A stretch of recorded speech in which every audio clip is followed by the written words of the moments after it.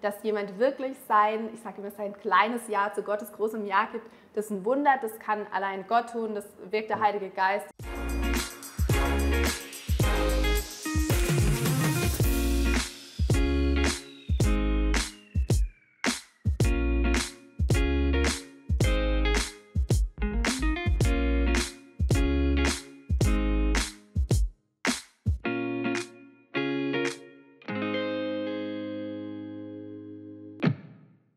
Vielleicht erinnert ihr euch noch an den ersten Talk, den wir hatten, erst vor kurzem, im September mit der Heike Breitenstein, wo wir das Thema hatten, ist die Kirche voller Heuchler, wo sich ein bisschen angeschaut hat, was heisst das und vor allem auch einfach der Ansatz, dass man Herz und Hirn wirklich zusammenbringen kann. Also wenn ich an Jesus glaube, heisst das nicht, dass ich irgendwo meinen Verstand parkieren beim Eingang und nicht mehr das Hirn gut einschalten kann. Ganz und gar nicht, sondern sie lebt das vor und geht in die Universitäten, dort, wo wirklich viel Denken immer wieder prägend ist und stellt sich die Fragen von den jungen Menschen, die das meistens sind, in einem Lehrstuhl, also direkt in einem Hörsaal, so muss ich sagen, wenn die Leute dort die probieren auszuquetschen. Ja, genau. Sehr cool. Und jetzt gehen wir eben heute ins zweite Thema, wo wir darüber reden, ist die Bibel frauenfindlich? Heisses Thema, einmal mehr. Aber zuerst noch mal ein bisschen zu der Übungsanlage, wenn das so jetzt stattfindet, in einem Hörsaal. Wie ist das vom Ablauf her oder auch von der Methodik, wie du das machst?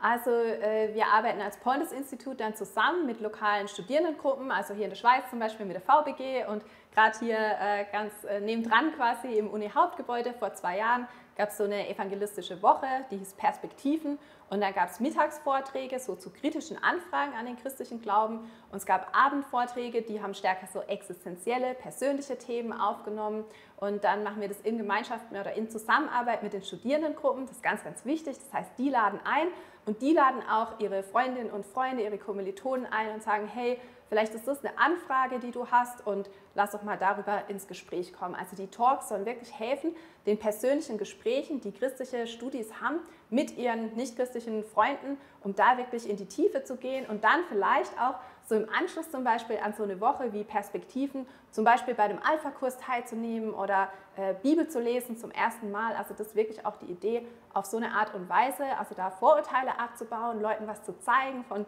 Jesus, vom Evangelium und dass sie danach dann auch einen Schritt weitergehen und vielleicht sagen, hey, ich will das näher entdecken, ich will mich da näher mit beschäftigen. Ein Stück weit wirklich die Schwellen abbauen, genau, ja. wo vielleicht oder also jetzt hindern, in einen Alpha-Kurs zu gehen oder so. Ja, genau. Um sich erstmal mit so Themen zu beschäftigen, die vielleicht so im Weg stehen, gewisse Vorurteile, die man hat. Manchmal machen wir dann auch so Umfragen, wo man dann irgendwie, zum Beispiel hier ist die Bibel nur ein Märchenbuch oder sowas und dann kann man seinen bunten Ball irgendwo reinwerfen und kann gleich mit den Studierenden diskutieren und darüber ins Gespräch kommen und dann kann man sie einladen zum Vortrag.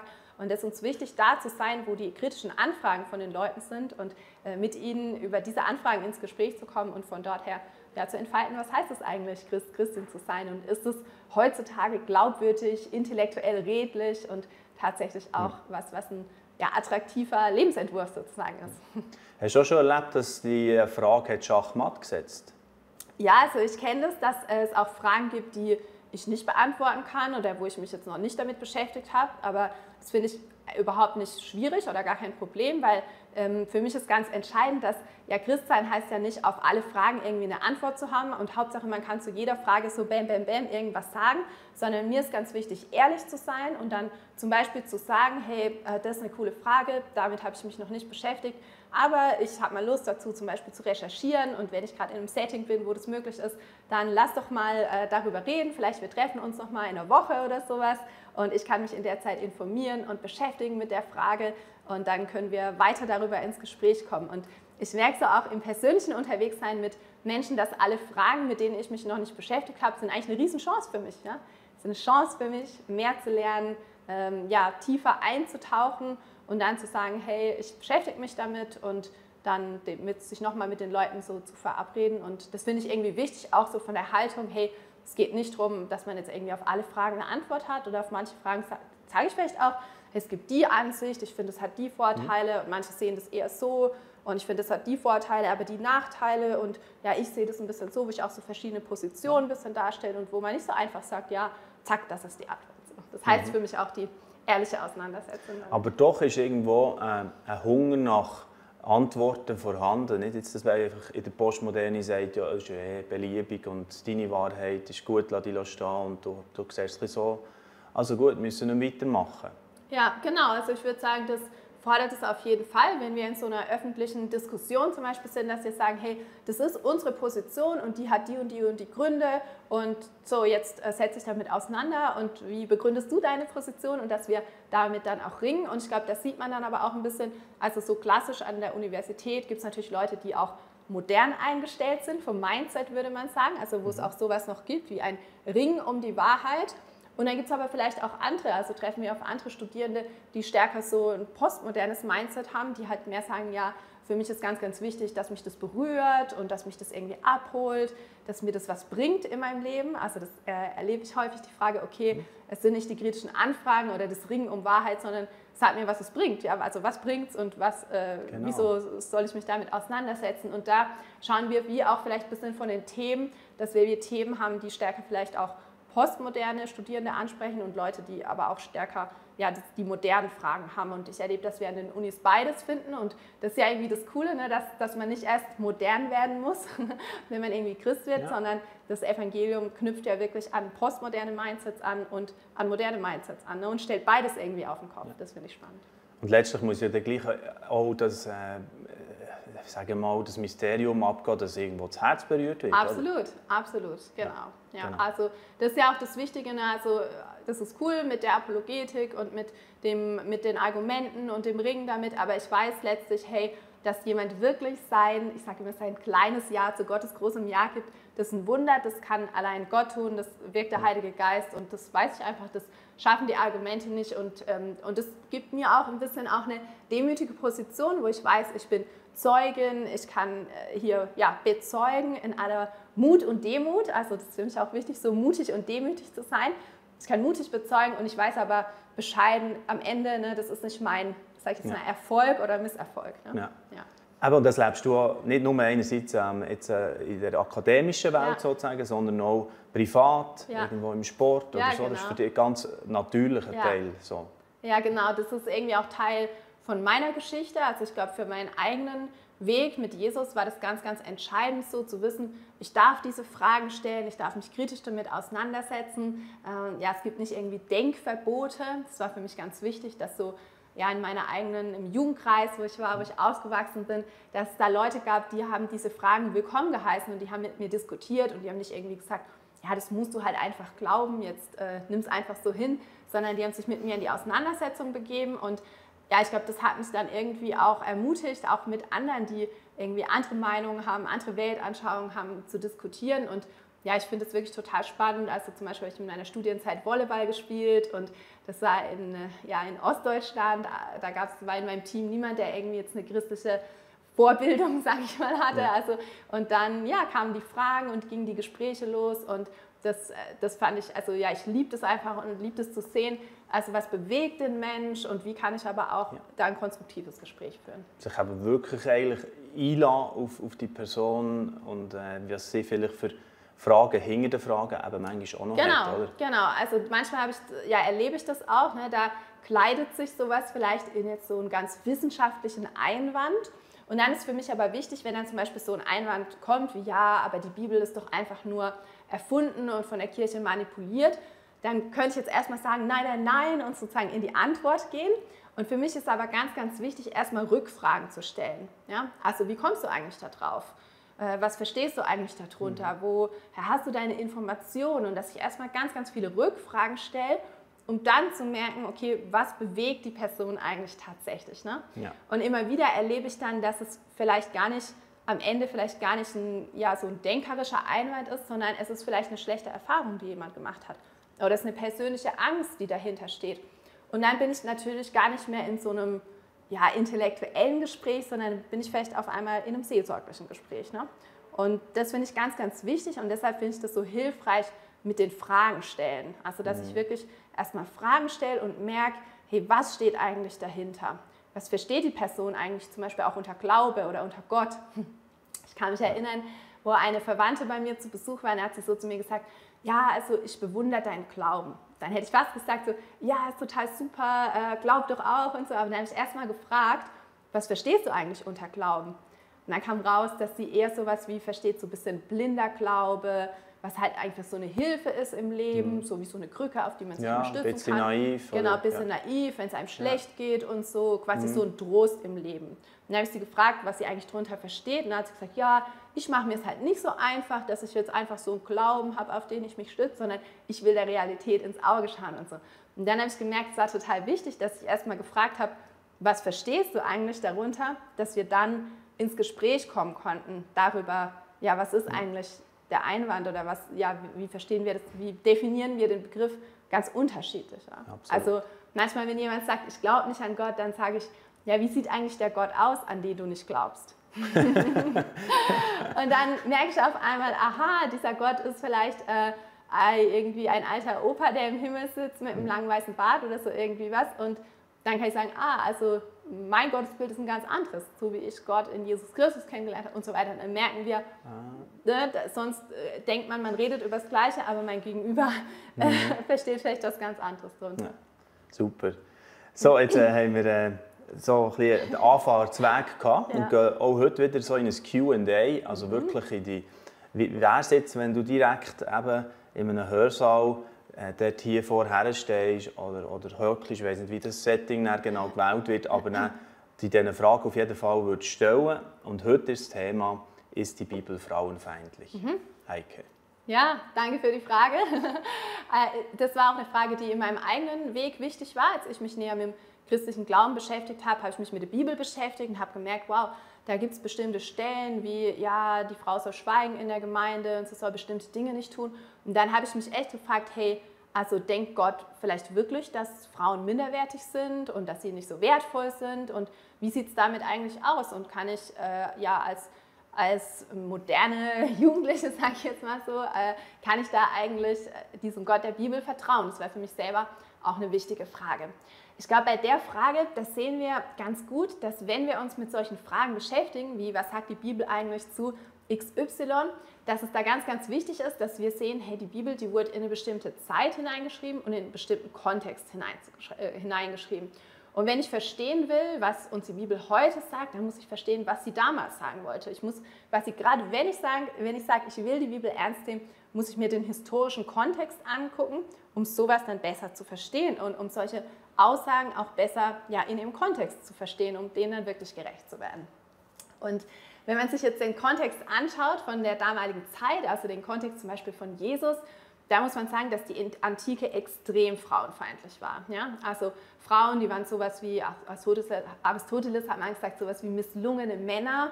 Also sie sind ganz früh verheiratet worden, ihr Bereich war einfach nur aufs Haus beschränkt, alle öffentlichen Sachen waren irgendwie Männersache und so ganz klar, der Mann herrscht, die Frau wird beherrscht. Also die Antike wirklich eine extrem frauenfeindliche Gesellschaft. Und das Judentum zur Zeit von Jesus war auch frauenfeindlich, also es war klar, Frauen haben in der Öffentlichkeit nichts zu suchen, sie lernen nicht und so weiter und so fort. Und jetzt, und das wird total spannend, in so einen Kontext kommt Jesus hinein. Ja? Und dann sehen wir und lesen wir, dass Jesus Jüngerinnen hatte, also Frauen, die mit ihm unterwegs waren. Da sehen wir zum Beispiel in einer Begebenheit, dass Jesus eine Frau ermutigt, von ihm zu lernen und zu seinen Füßen zu sitzen. Da Martha und Maria, die zwei Frauen, und dann sagt dann Maria, ja, komm und hilf mir Martha sagt, komm und hilf mir in der Küche. Und dann sagt Jesus, nee, Maria, genau zu meinen Füßen sitzt sie richtig, um von mir zu lernen. Und da wird im Griechischen das gleiche Verb benutzt, wie da, wo der Theologe Paulus von seinem Lehrer Gamaliel lernt. Ja? Also Jesus ermutigt Frauen zu lernen, um später andere zu lernen. Jesus, der macht nicht eine sexistische Bemerkung gegenüber Frauen, nicht eine frauenfeindliche Bemerkung. Und man muss sagen, die Literatur in der Zeit damals, die ist voll von solchen Bemerkungen. Und Jesus, der hat sich Anerkennung verschafft bei den Autoritäten in der damaligen Zeit durch solche Bemerkungen. Das hätte ihm einen guten Ruf eingebracht als Lehrer, das war das Übliche. Das macht er aber nicht.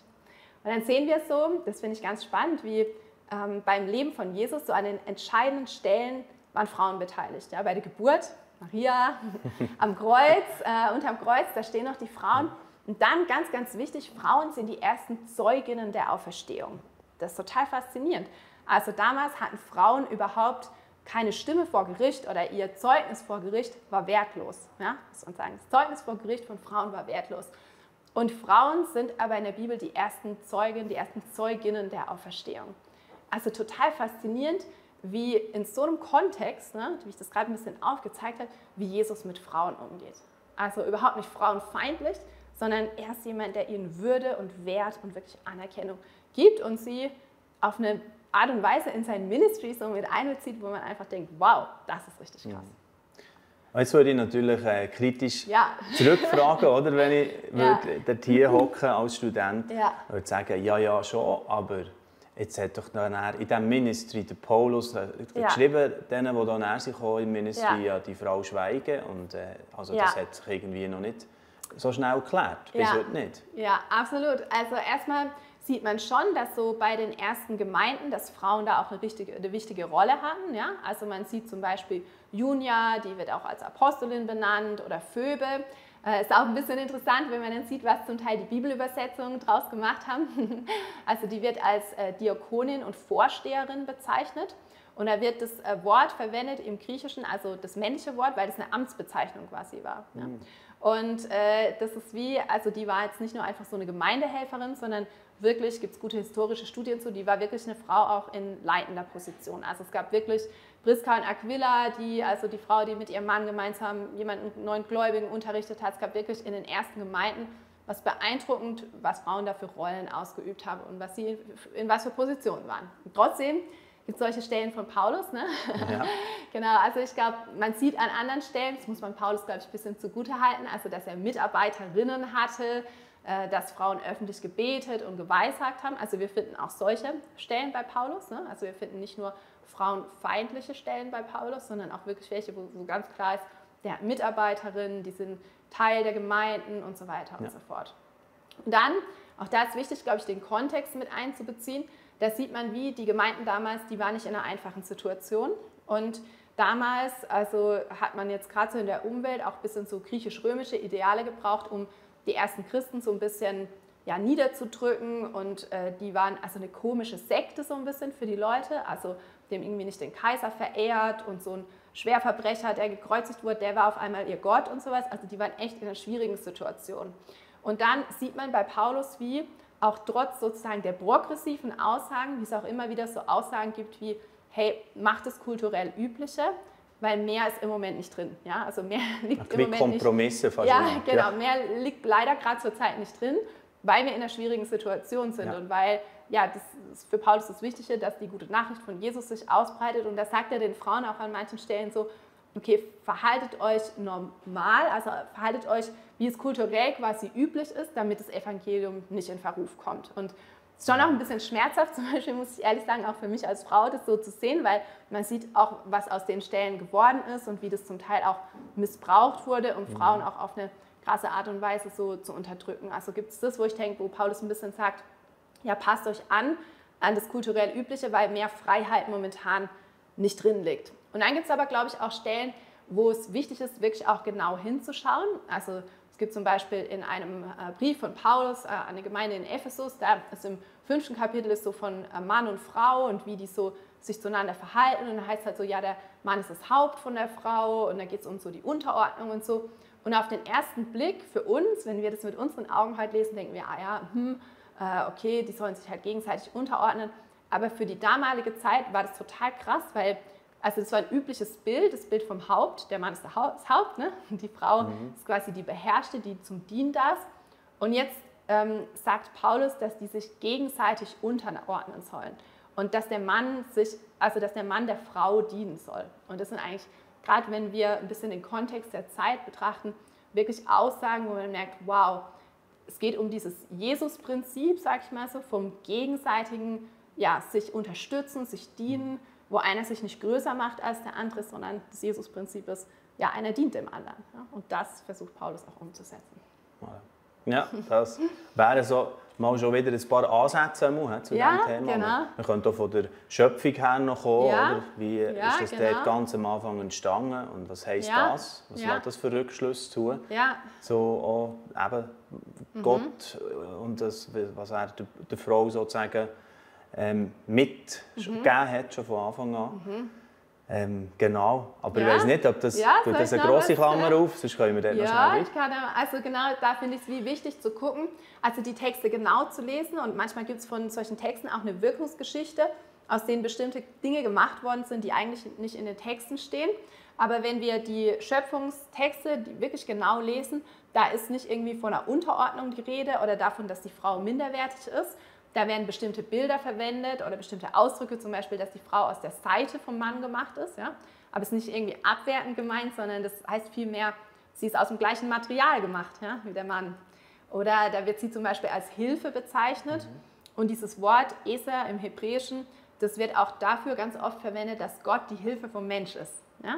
Also das in den Schöpfungsberichten selber, in den Schöpfungstexten sehen wir nicht irgendwie eine von Gott gewollte Unterordnung oder Minderwertigkeit der Frau. Und wir sehen aber dann, ja, dass die Welt eine gebrochene Welt ist, also der sogenannte Sündenfall, ja, wo wir merken, da geht alles schief sozusagen.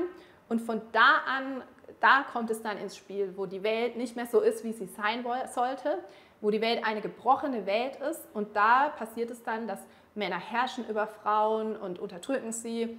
Und wir sehen das wie durchs ganze Alte Testament hindurch, ja, in einer patriarchalen Gesellschaft, wo man aber sieht, dass es vielmehr ja, in einer Welt, die nicht so ist, wie sie sein sollte, eine gebrochene Welt, gefallene Welt. Und ich glaube, immer wieder, auch da schon im Alten Testament, werden wie so Fäden deutlich von Gottes ursprünglicher Idee, ja, bei Frauen wie Esther oder ja, andere Frauen, wo man merkt, oder ja so kleine Hinweise auf das, wie es Gottes ursprüngliche Idee eigentlich ist. Wenn es aber auch schmerzhaft ist zu sehen, da ist eine Realität, die nicht ist, wie sie sein sollte. Das sind wirklich gebrochene Beziehungen zwischen den Geschlechtern. Und bei Jesus sehen wir, der ist gekommen, um diese gebrochene Geschlechterbeziehung zu heilen. Ja. Das sehen wir radikal anders als bei Jesus. Ja, wie wir es vorher schon haben gehört haben, eigentlich, wo du schon recht hast können, dort hier ausbreiten, wie das dann ist anders war unter Jesus. Ja. So cool. Ja, genau. Also das wäre jetzt das zweite Thema gewesen. Ist die Bibel frauenfeindlich? Natürlich auch hier nicht erschöpfend behandelt, aber doch bekommt man ein bisschen Eindruck, wie das eben ist, wie ihr auch arbeitet an diesem Pontes-Institut. Und das bringt mich vielleicht dort noch dazu, dass wir noch einen Hinweis machen, was wäre jetzt da der Weg, wenn ich mich da noch tiefer damit auseinandersetzen möchte? Ja, also ihr könnt gerne auf unsere Seite gehen, pontesinstitut.org. Da gibt es auch einige so Vorträge oder Hinweise auf Veranstaltungen. Und dann haben wir jetzt neu einen Online-Kurs, Denken und Glauben Online-Kurs. Und der ist 12 Wochen lang. Nächstes Jahr gibt es 3 Starttermine, 12 Wochen lang und 12 Wochen eine Auseinandersetzung mit solchen Fragen, wie wir es jetzt gerade diskutiert haben. Wir haben über 30 Videovorträge mit internationalen Referentinnen und Referenten aufgenommen. Und es gibt dann neben den Videos gibt's auch die Möglichkeit für Online-Diskussionen, für Zoom-Meetings, wo man das mit anderen gemeinsam diskutieren kann. Und wir wollen, es geht wirklich darum, eigenen harten Fragen nachzugehen. Weil wir merken ja immer wieder, ne, die Fragen, die andere mir stellen, sind auch irgendwie Fragen, die ich mir selber stelle und die mich selber auch bewegen. Also eigenen Fragen nachgehen und gleichzeitig zu lernen, hey, wie kann man kultursensibel Evangelium kommunizieren, wie kann man mit Menschen anderer Weltanschauung, modernes Mindset, postmodernes Mindset, wie kann man mit Menschen über Jesus ins Gespräch kommen. Das ist der Fokus vom Online-Kurs. Herzliche Einladung dazu und meldet euch auch sonst gern beim Pontes-Institut. Wunderbar. Ich habe noch etwas, Heike, zum Einlösen fast aus der ersten Sendung. Habe ich nämlich angeteasert, wir werden auch noch darüber reden, über das Ganze, die Diskussion, die da am Laufen ist, über Postevangelikal und was ist noch wirklich das Klassische oder welches Evangelium und so weiter. Ist das für dich eher eine bemühende Diskussion oder du arbeitest schon stark theologisch immer wieder oder etwas, wo du einfach ein bisschen auf der Seite lässt? Also ich merke schon so, die Themen, wo ich sage, die sind so meine erste Berufung, so, da merke ich so, das ist echt das nach außen gehen, auch das Evangelistische, das mit dem Glauben denken und ich beschäftige mich viel mehr damit, was sind eigentlich die Einwände von Leuten, die nicht im christlichen Glauben beheimatet sind und denke auch so, hey, das wünsche ich mir als Kirchen, dass wir viel mehr noch den Blick sozusagen nach außen haben. Und ich glaube, manchmal schmerzt mich das dann auch ein bisschen, die Diskussion. Also ich wünschte mir wirklich auch eine Einheit, so, weil ich so gerade denke, so, wow, es gibt immer weniger Menschen, die irgendwie mit Jesus was zu tun haben wollen, die Leute, die Vorbehalte haben und so weiter. Und ich denke, wow, es gibt so viel zu tun und da würde ich mir echt auch sozusagen eine Einheit wünschen und wirklich auch so diesen Blick nach außen, dass wir sagen, hey, wie können wir Menschen dienen und ja, Menschen mit Jesus bekannt machen. Das ist, glaube ich, eher so ein bisschen der Fokus auch von dem, wie ich unterwegs bin. Ja, eben gekoppelt wirklich an die evangelistische Leidenschaft, die du einfach richtig verkörperst eigentlich. Mit jeder Pore fast ein bisschen hat man das Gefühl, ja, das merkt man bei dir und das ist auch das, was so mega Spass macht. Denke ich auch, dann laden sie dich umso lieber wieder ein, auch wenn du irgendwo an einen Vortrag kannst oder an einer Uni eben. Das macht ja auch sehr viel aus. Danke vielmals, Heike Breitenstein. Wir bleiben sicher in Kontakt. Auch das Ganze, was ihr mit diesem Institut macht, auch bei der Denkbar, der Schweizerischen Evangelischen Allianz, ein Projekt, wo du auch mit drin bist. Das glaube ich, hat einen wichtigen Wert in die jetzige Zeit, auch das ganze Apologetische. Danke vielmals, dass du hier warst. Vielen Dank. Und eine gute Zeit. Be blessed. Danke vielmals, Heike. Dankeschön. Wir haben bereits auch einen älteren Talk übrigens zum Thema Apologetik mit dem Helmut Kuhn, kann ich auch sehr gerne noch empfehlen. Er, der eine Schule über Apologetik gestartet hat, Apologetikum nennt sich die. Da könnt ihr gerne auch im Archiv noch nachschauen und dann findet ihr das auf livesnet.ch/talk. Und sonst findet ihr uns gang wie gang auf YouTube, Spotify, Instagram und so weiter. Und tut doch gerne noch ein Abo machen, wenn euch das Video gefallen hat. Und dann sehen wir uns schon gleich wieder. Dieses Video ist nur möglich dank freiwilliger Unterstützung der Community. Unser Ziel ist es, täglich ein neues Video zu veröffentlichen. Um dieses Ziel zu erreichen, suchen wir 365 Videopartner, die uns mit je 150 Franken pro Jahr unterstützen. Als Videopartner trägst du direkt dazu bei, dass noch mehr Menschen das Evangelium hören und im Glauben ermutigt werden. Melde dich jetzt als Videopartner an unter www.livenet.ch/Videopartner.